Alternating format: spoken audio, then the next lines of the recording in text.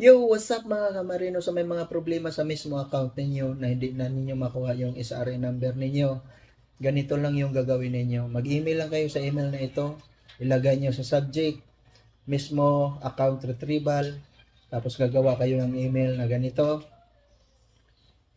at isusulat nyo rin to as a letter.